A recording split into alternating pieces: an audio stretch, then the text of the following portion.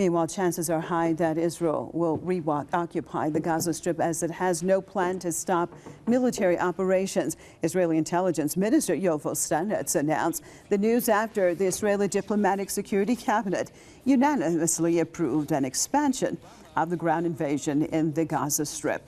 He claimed the decision has been made on the assessment that Hamas is not ready for a ceasefire. The Israeli minister added that Tel Aviv is in no rush to bring to an end the current offensive on the besieged territories.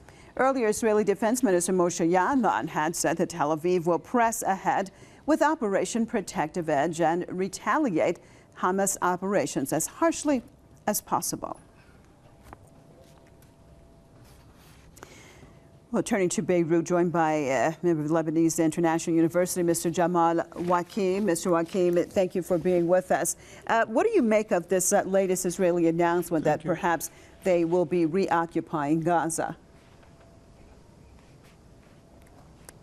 I believe that it's hard for the Israelis to reoccupy Gaza because it would be a costly objective for them, not only to overcome the resistance, but also to govern an overdense, an overpopulated area of 1.7 million Palestinians. So that was the reason why the Israelis withdrew from Gaza almost 10 years ago. So I believe that this is a mere declaration for domestic investment, especially that the Israelis are close to elections.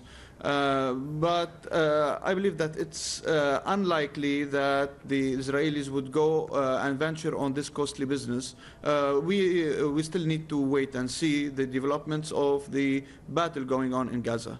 Do you think it could be a form of psychological warfare that they are putting out these statements in order to try to intimidate the Palestinians? I believe that would be one objective, especially that the Palestinian resistance proved to be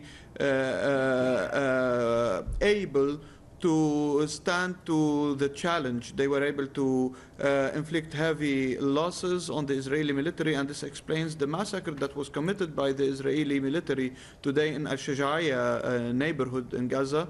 There are reports of tens of killed and injured Israeli soldiers. This was something that the Israelis didn't take into account. They thought that it would be much easier for them. So the spearhead of their attack was broken by by the Palestinian resistance. I believe that this depends on the battle going on ground.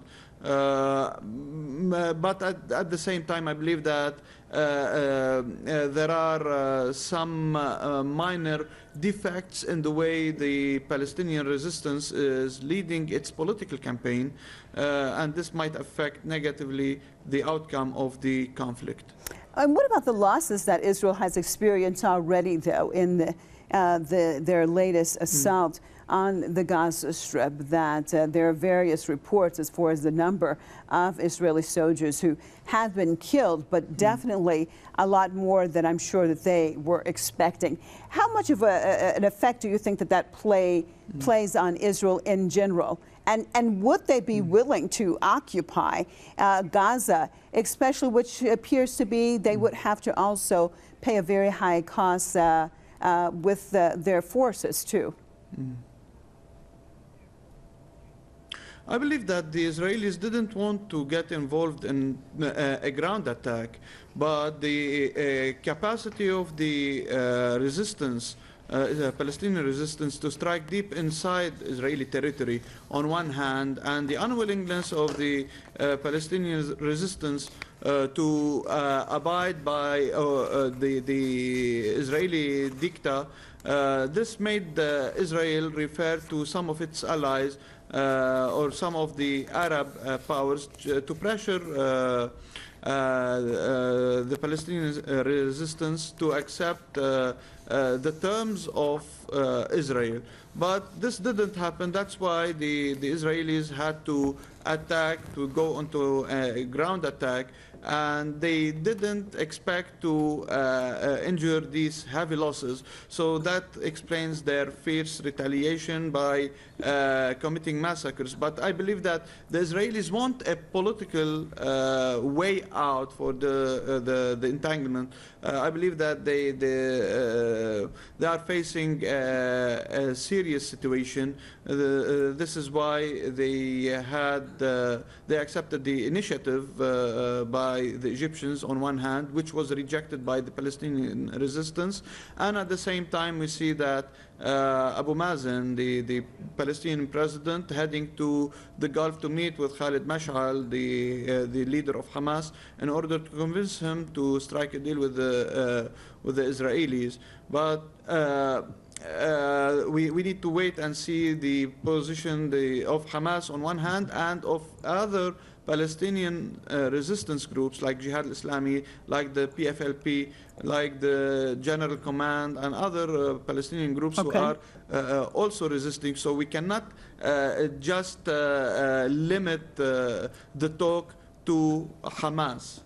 All right, thank you so much for being with us, Mr. Jamal Wakim from the Lebanese International University out of Beirut.